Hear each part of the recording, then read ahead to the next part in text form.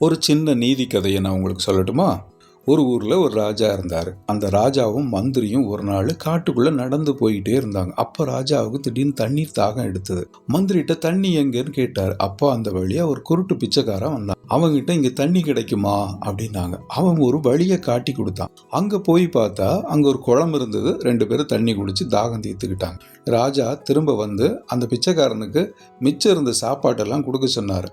சாப்பிட்டுட்டு அவனும் வந்துட்டான். ஒரு நாள் அந்த ராஜாவோட அரண்மனைக்கு ஒரு 3 வியாபாரிகள் முத்துக்களை கொண்டு வந்தாங்க. ராஜாவுக்கு இந்த முத்துக்களோட தரத்தை பரிசோதிக்கணும் அப்படின்னு ஆசை வந்தது. எப்படி பரிசோதிக்கிறது அப்படின்னு பார்த்தா அந்த பிச்சைக்காரன் ஞாபகம் வந்தது. சரி, அவனை கூட்டுவாங்க அப்படின்னாரு. அந்த பிச்சைக்காரனும் வந்து அந்த முத்துக்களை கையில் வச்சு பரிசோதித்தான். அப்போ அவன் சொன்னான், ஒரே ஒரு முத்து மட்டும் நல்லதில்லை அப்படின்னா. இவர் எப்படி அப்படின்னு கேட்டார். உடனே மற்ற 2 முத்துல வழியாகவும் சூரிய வெளிச்சம் பாஞ்சு கையில் சுட்டுது.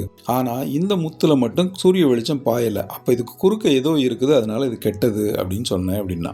ராஜாவுக்கு அவனோட அறிவாளித்தனம் ரொம்ப பிடிச்சி போச்சு. உடனே ராஜா என்ன பண்ணாரு, ஒரு நாள் அவனை கூப்பிட்டு தனியாக ஒரு அறையில் கூப்பிட்டுட்டு, நீ இதெல்லாம் கண்டுபிடிக்கிறல்ல, என்னை பற்றி ஏதாவது சொல்லு அப்படின்னாரு. உடனே பிச்சைக்காரன் சொன்னா, நான் சொன்னால் நீங்கள் கோவப்படுவீங்க, நீங்கள் கோவப்பட மாட்டீங்கன்னா நான் சொல்கிறேன் அப்படின்னோடனே, சரி நான் கோவப்பட மாட்டேன், உனக்கு சத்தியம் செஞ்சு கொடுக்குறேன் அப்படின்னாரு. உடனே அந்த பிச்சைக்காரன் சொன்னால், நீங்கள் ராஜா இல்லை ஒரு பிச்சைக்காரன் அப்படின்னா. ராஜாவுக்கு தூக்கி வாரி போட்டது. யோ, நான் ராஜாயா, பரம்பரை ராஜா அப்படின்னாரு. இல்லை, வேணா உங்கள் அம்மாட்ட போய் கேளுங்க அப்படின்ட்டு அவன் போயிட்டான்.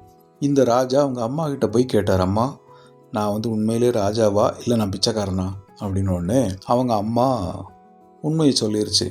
அப்பா, எனக்கு பொம்பளை பிள்ளைகளாக பிறந்துட்டே இருந்தாங்க. உங்கள் அப்பா இந்த நாட்டோட ராஜாவுக்கு ஆம்பளை பிள்ளை வேணும்னு இருந்தது. அதனால எனக்கு பிறந்தது பொம்பளை பிள்ளையாக இருக்கும்போது அந்த வழியாக வந்த ஒரு பிச்சைக்காரிட்ட ஒரு ஆம்பளை பிள்ளை இருந்தது. நான் இந்த பொம்பளை பிள்ளையை அவட்ட கொடுத்துட்டு அந்த ஆம்பளை பிள்ளையை வாங்கிட்டேன். அதுதான் நீ அப்படின்னு சொல்லிச்சு ராணி வந்து.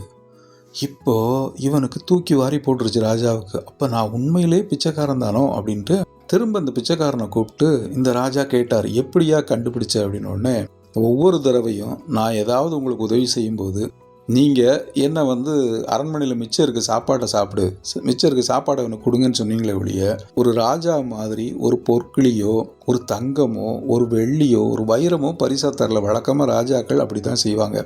நீங்கள் மிச்சம் இருக்க சாப்பாட்டை போடுங்க, பிச்சைக்காரனுக்கு போடுறதையே போட சொன்னீங்க, அதுலேருந்து உங்கள் குணம் இதுதாங்கிறத கண்டுபிடிச்சிக்கிட்டேன் அப்படின்னு அவன் சொன்னான். மாதிரி என்னதான் இருந்தாலும் நாம் நம்ம உள்ளத்தில் உயர்வான எண்ணங்களை வளர்த்துக்கிட்டா நாம் உயர்ந்தவங்களாக முடியும். என்னதான் உயர்ந்த இடத்துல இருந்தாலும் நம்ம தாழ்ந்த எண்ணங்கள் வச்சுருந்தா நம்ம தாழ்ந்தவர்களாகவே கருதப்படுவோம். சரியா?